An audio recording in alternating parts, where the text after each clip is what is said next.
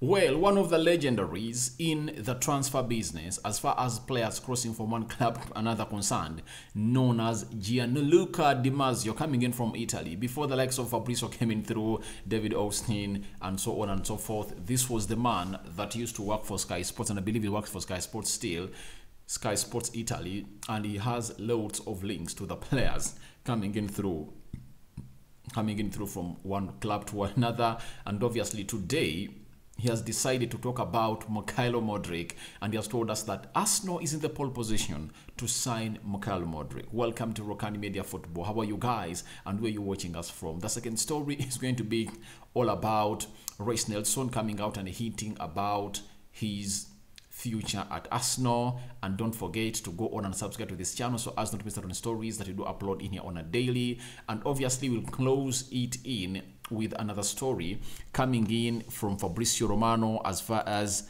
Di Marzio, as far as Mudryk is concerned. Then there is a little bit of Fabrizio Romano coming in through and hinting about the Mudryk story to Arsenal. It looks like the only story to talk about this summer is all about Mudryk, and obviously Arsenal are the front runners to go on and sign this 21-year-old Ukrainian player known as the Neymar of Ukraine. Smash the like button, and obviously let's see close to 200 likes onto this video because we are really doing a wonderful job to present to you these stories, and thank you for the love. Continue subscribing. Don't forget to share these videos, and obviously leave a comment down concerning what we are talking about. Now, let's dive into the first story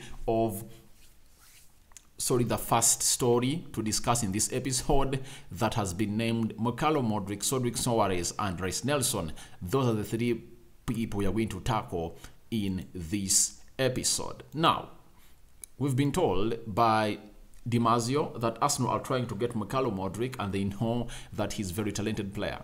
I don't know if they are going for him in January, but they are for sure in pole position to get him. Now, Arsenal never get off the plan. And if at all you've seen Arsenal under Mikel Arteta and Edu, they follow their plan and they don't change it.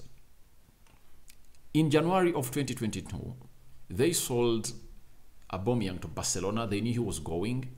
They tried to get in Dusan Vlahovic. When he failed, they said, we are not going to go on and get another player. They surrendered their season and decided to go on and do the needful from the players they are having. And obviously, they finished 5th, and they surrendered the 4th position to Spurs that brought in 2 players. That is Dusan, not Dusan, it is Kulsovic, Kulusevski,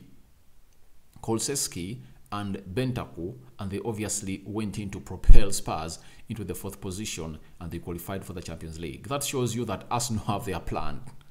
What I've known about this, amidst the injury of Gabriel Jesus, Arsenal have not shifted on their plan because they expected this. They expected this because your best player should be the one that you should plan for most. Now, Mudryk is one of those players that Arsenal has been chasing. He has come out verbally and talked thrice that he wants to go on and join Arsenal. Now, what other proof do you need that Arsenal is in the pole position to get the player? One, they are the ones that made him known to the rest of the people. I never heard anyone talk about Mudryk, not until last summer when Arsenal came in through and hinted about signing him. They made an inquiry, and that's when teams like Southampton really came in through to go on and start making bids. The likes of Everton, Leeds, they wanted this player. But who really initiated the interest of Mudryk and scouted him? It was Arsenal. And that means before they did all this, they went ahead to talk to the agent that we want this player, but the player was valued at 50 million euros by then. So, Mudryk is a player that likes to play for Arsenal. Arsenal wants the player too, meaning that there is no hindrance that is going to stop any of this deal to happen unless otherwise Arsenal fails to meet the realistic evaluation of Shakhtar Donetsk in Mudryk. But the love between Arsenal and Mudryk is really strong. Mudryk fall in love with Arsenal, and Arsenal fell in love with Mudryk. With his national team captain, already at Arsenal. That is Zinchenko, also doing a lot to convince the player to join Arsenal. He was left with no option to join any other club. Right now, Dimarzio is confirming to us Arsenal are leading the race, are in the pole position to sign Mykhailo Mudryk, and that's not a doubt. It's true. Why? This player is what Mikel Arteta wanted, and he still wants him. The plan is still, their marquee signing is Mykhailo Mudryk. And how many times have Arsenal failed to bring in their marquee signing? Let me take you back in the first transfer window, the summer, that Arteta had to do. Arteta brought in Willian. He brought in Thomas Partey.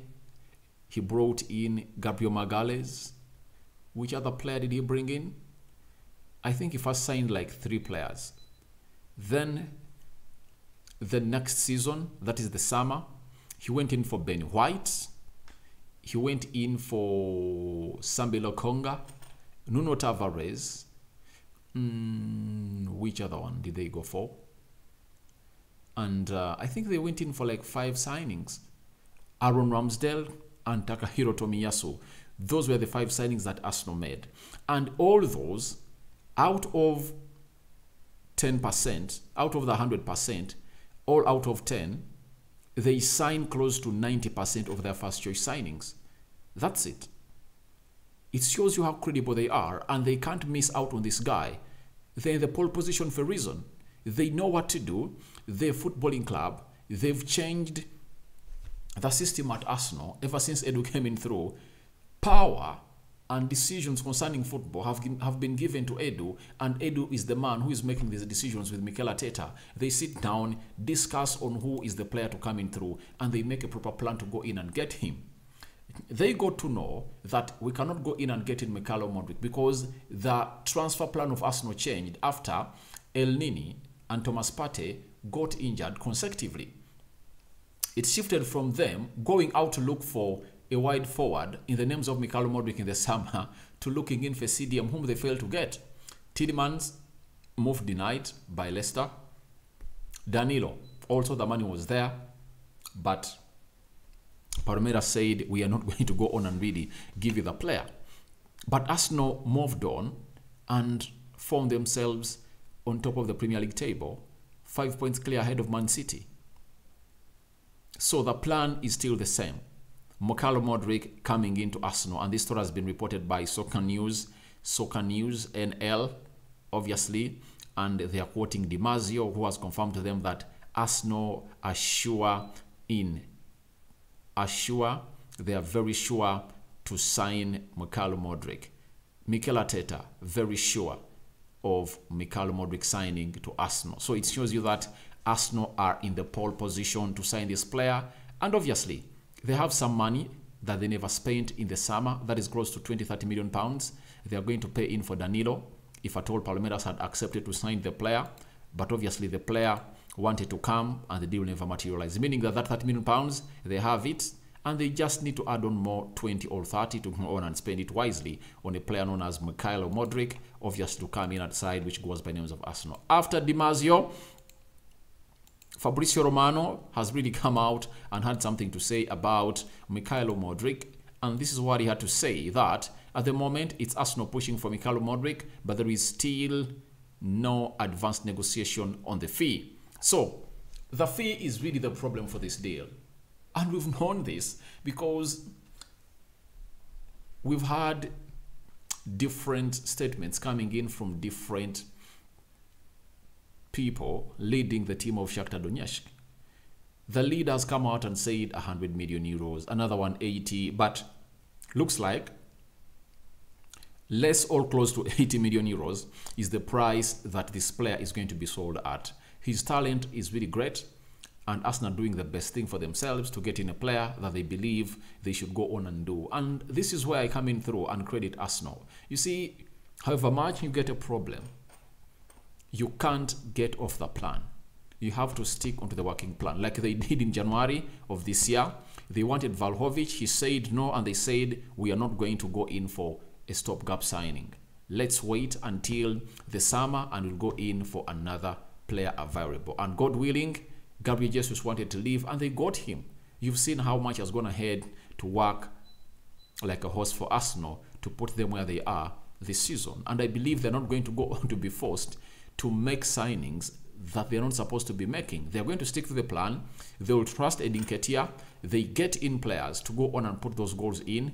Obviously, they'll keep into the know because they're having a watertight defense. One thing Arsenal have to do is to go on and increase the number of goals they are scoring this season. But obviously, the defense looks like it's great and the midfield is so much tight with Thomas Partey proving that maybe injuries are no longer part of his career because he was one of the injury-prone players that we've been knowing for Arsenal for a very, very long time. Now, the other story concerning Mudryk is coming in from Simon Collins. He's an Arsenal correspondent for the Evening Standard. He has gone ahead to reveal to us that Arsenal have opened talks with Shakhtar Donetsk over a deal for winger Mudryk. The Gunners have been tracking Mudryk since the summer and have now entered negotiations with Shakhtar Donetsk, who value the 21-year-old at £85 million, but they could soften their stance. Obviously, they have to soften their stance. I believe Arsenal is going to pay like £60 million if they are to go on and really get this player. And they are not going to get all that money at once. They will go on and put like £40 million initial fee, and some 20 will come in as add-ons. But I don't see this player going more than £60 million or 80 million euros. I believe they will pay like £40 million or 60 million euros up front. Then the 20 million euros will come in slowly by like that.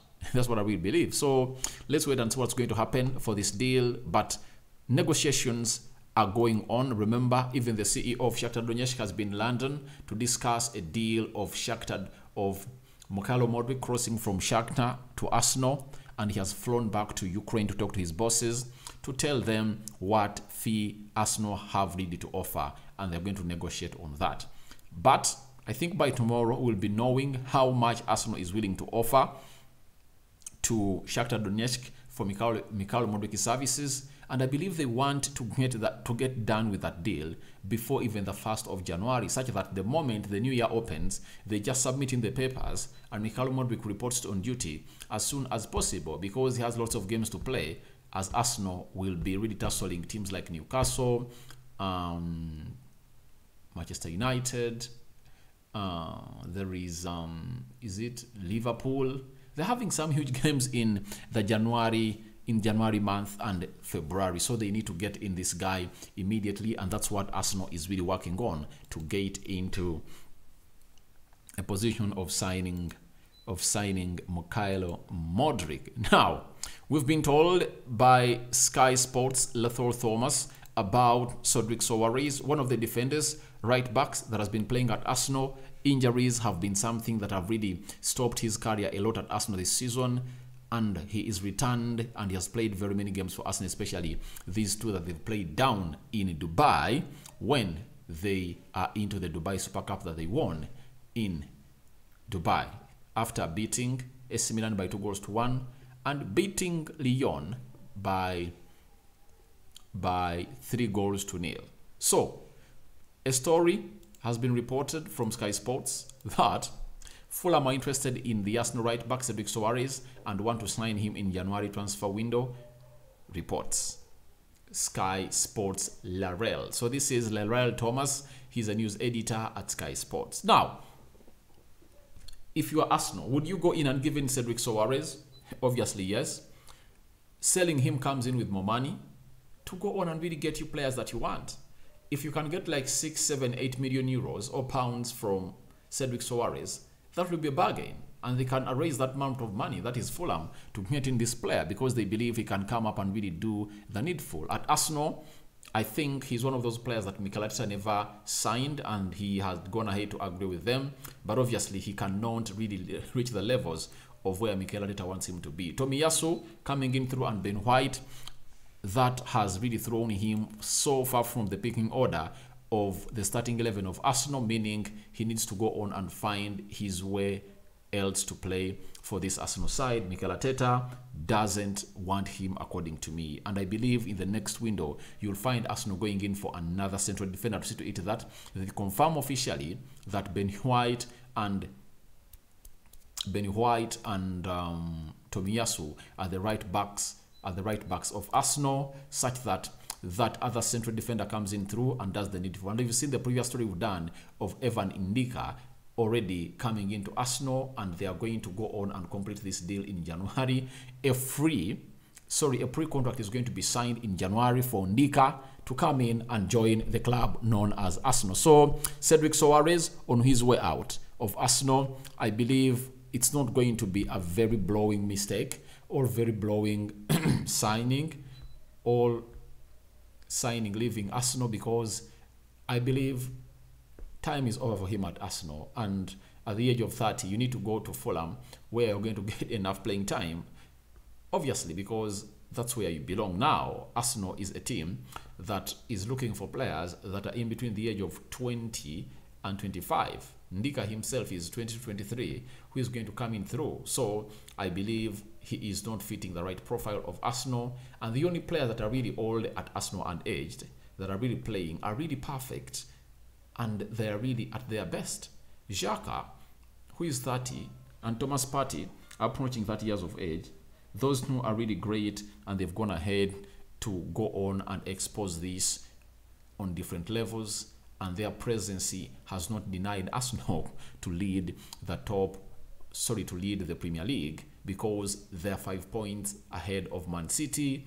Obviously, it's a very good platform and something that Arsenal have gone ahead to achieve in this season. So that is Cedric Soares. I think very many Arsenal fans will love to see him leave the club, because he is not really doing the best for the club. And if at all you can get some money out of him, you can use it to top it up to bring in the likes of Mudryk at Arsenal. So Reiss Nelson this season looks like he's on fire. Even in Dubai, I saw him score some good goals for Arsenal.